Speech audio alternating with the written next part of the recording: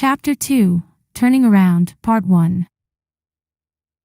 The setting sun descended in the west, painting the sky with colorful clouds. HeYiSheng stood by the floor-to-ceiling window of his office on the 10th floor, wondering why he was in the mood to admire the sunset. Perhaps because she had returned. Mei Ting pushed open the door and saw Lawyer He's back facing her, standing by the window with a cigarette between his fingers, looking desolate. Desolate? Mei Ting couldn't believe her eyes. Could such a word be used to describe the always confident and composed Lawyer He? When Yichen heard the door open, he turned around and asked, "What's the matter?" "Oh." Mei Ting woke up from her thoughts and quickly said, "Lawyer He, Vice President Zhang from Hongyuan Company is here. Ask him to come in." Yichen collected his scattered thoughts and immersed himself wholeheartedly in his work. He glanced at the clock on the wall. It was 5 o'clock, and she hadn't arrived yet. After finally sending Vice President Zhang away, Yichen wearily leaned back in his chair to rest. Suddenly, a large hand slapped down, and Yichen reluctantly opened his eyes. Lao Yuan. After graduating from university, Yichen rejected the offer to pursue a postgraduate degree and came to work in the now-renamed Yuan Xiang He law firm, where he had become one of the partners. Lao Yuan and another partner, Xiang Heng, were alumni of C University. Xiang Heng graduated a year ahead of Yichen, and Lao Yuan had already been out of school for many years.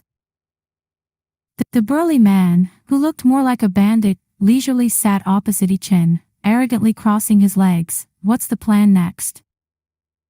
Yichen replied without looking up, "Overtime." "No way." Lao Yuan exclaimed, "Today is the weekend." "So what?" "So what?" Lao Yuan repeated his words, shaking his head. This really sounds like something the cold-blooded and ruthless workaholic Yichen would say. Yichen squinted his eyes. "I didn't know you were so well-versed in rhetoric." No. Lao Yuan shook his finger. This is the consensus among all the female colleagues who know Yichen. He slyly leaned in. "Yichen, I've always wanted to ask you, are you gay or do you have some hidden illness?" Dealing with such a boring and low-level individual, ignoring him is the only option. Mei Ting came in and brought 2 cups of coffee. Yichen stopped her and asked, "Has a Miss Xiao been here today?" Mei Ting thought for a moment and shook her head, "No." Yichen made a sound of acknowledgement, indicating that he knew, and said to Mei Ting, "I'm done with work here. You can go home early." Mei Ting shook her head, "I'm not in a hurry." "Lawyer He, when will you leave? Do you want me to buy you something to eat?" "No need, thank you." Mei Ting made a sound of understanding and left with a disappointed expression. Lao Yuan clicked his tongue. "Hey, Mei Ting seems interested in you. How about an office romance?" "She's a decent girl, don't talk nonsense," Yichen warned him. Cold-hearted. Lao Yuan shook his head secretly. Yichen treated women with courtesy and thoughtfulness but never crossed any boundaries. Over the years, countless women had been attracted to the name Yichen. Even in the eyes of a male like Lao Yuan, Yichen was still too outstanding. Leaving aside his handsome and imposing appearance, his rising reputation in the legal profession and his resolute and upright image were enough to attract any proud or beautiful woman. "What kind of woman do you like? With so many women around, don't you have a crush on anyone?" "That beautiful foreign director in the multinational company, she has a hot figure." "The female host from the television station, you've worked together for so long, didn't any sparks fly? And our smart and capable colleague, Su Pailai, you ran into her at the courthouse today, and she was hinting about you." Lao Yuan became more and more excited, but Yichen listened without hearing. letting him talk nonsense. What's the point of a monologue? Lao Yuan stopped dejectedly, then suddenly his eyes lit up. I know now. It must be our little sister, Yi Mei. At least you have some humanity left for her. Yi Mei often came to the law firm, and Lao Yuan was very familiar with her. She's my sister, Yichen said with a touch of annoyance. Come on, you have no blood ties. Lao Yuan acted as if he knew the inside story. That doesn't change anything. Yichen's tone was quite indifferent, but Lao Yuan could still discern something from it. Shaking his head, he stopped talking. He had experienced Yichen's stubbornness firsthand. Yichen. Mei Ting came in, holding an envelope. A young lady just left this. Yichen could tell what it was as soon as he touched it. Where is that young lady? She left after leaving it. Gone. Yichen's face sank. How long ago did she leave? Less than a minute. Without thinking too much, Yichen grabbed his car keys and coat and rushed out. Lao Yuan followed behind him, calling out, "Where are you going?" It was as if he hadn't heard.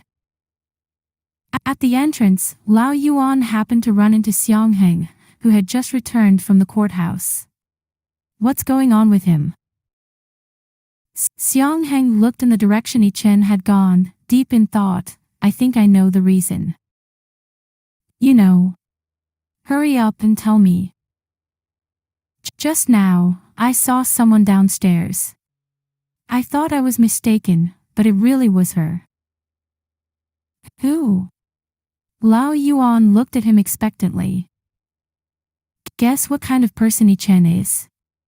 Xiangheng asked in response.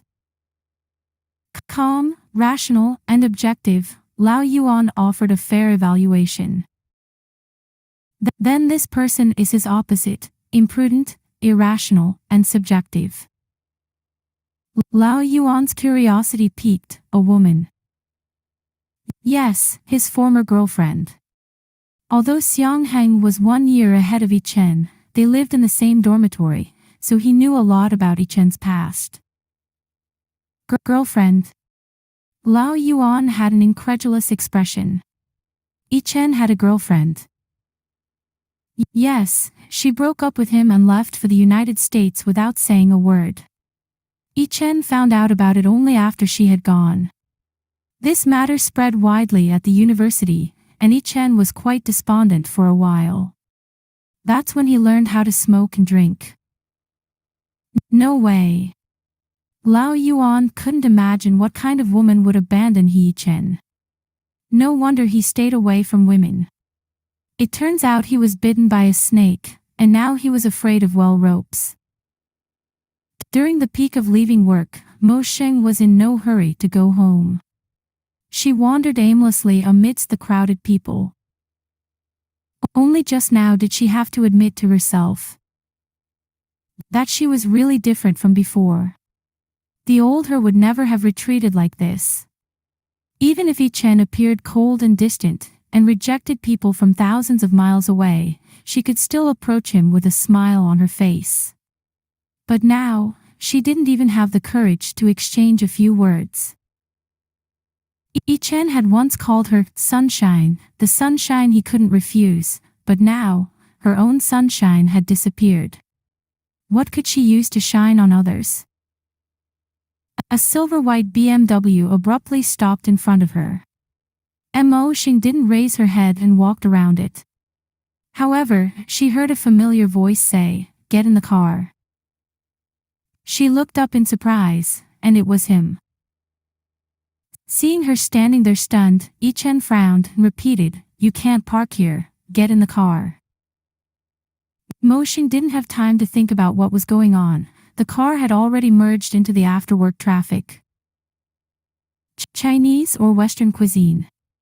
Yichen stared at the traffic ahead and asked her. Chinese, she reflexively replied, but then realized something was off. What was with the Chinese or Western cuisine question? Was he inviting her to dinner? Yichen glanced at her coldly. Do you still know how to use chopsticks? Pretending not to hear his sarcasm, Mosheng asked cautiously, Are you inviting me to dinner? You found my wallet, so I should thank you, both logically and emotionally. No need to be so polite, Mosheng awkwardly said, feeling a surge of frustration. When did they reach the point of saying these kinds of things to each other? They had dinner at the famous Qingji restaurant. The pleasant environment, delicious dishes, and thoughtful service couldn't improve Mosheng's dining mood. Facing the expressionless face across from her, indigestion was inevitable. A pleasant ringtone broke the silence at the dinner table, and Yichen answered the call. Hello. Yeah. I'm at Qingji. No, I'm with Xiao and Mosheng.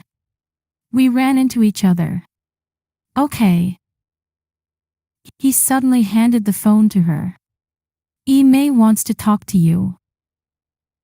Mosheng was taken aback as she took the phone. Hello. Hello, Mosheng, a gentle voice came from the other end. Yi Mei, it's been a long time. Yeah, it's been a long time. But both ends fell silent, not knowing what to say. Finally, Yi Mei broke the silence. Mosheng, have you been doing well these years? Not bad, almost too good to be true, Mosheng said lightly, not noticing that Yichen's actions suddenly paused. Ah. Another silence, then Yi Mei said, Can you give me your contact information? Let's find a time to meet. Sure, Mosheng gave her number. Okay, see you then. Goodbye. After hanging up, she handed the phone back to Yichen, but he didn't take it. Put your number in. Mosheng hesitated, lowering her head to input the number, but she had trouble figuring out the Chinese characters for the name. What Chinese input method are you using? Stroke order. Oh. Still unable to type it out. How do you write MO?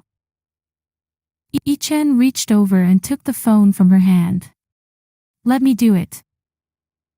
Mosheng awkwardly watched his slender fingers elegantly and quickly dance on the silver-gray screen. In a matter of seconds, he finished typing, closed the phone, and put it back in his pocket. You forgot how to write even your Chinese name. It's not that, I don't know how to type yours, Mosheng explained awkwardly. He glanced at her and didn't say anything further. The dinner passed in silence, even continuing until he dropped her off at home. Mosheng got out of the car and said, Thank you for taking me home. He nodded and drove away. Mosheng stood in place, feeling lost, not even sure how long she had been standing there. It wasn't until she noticed the strange gazes of passers-by that she snapped out of her daze and hurriedly went upstairs.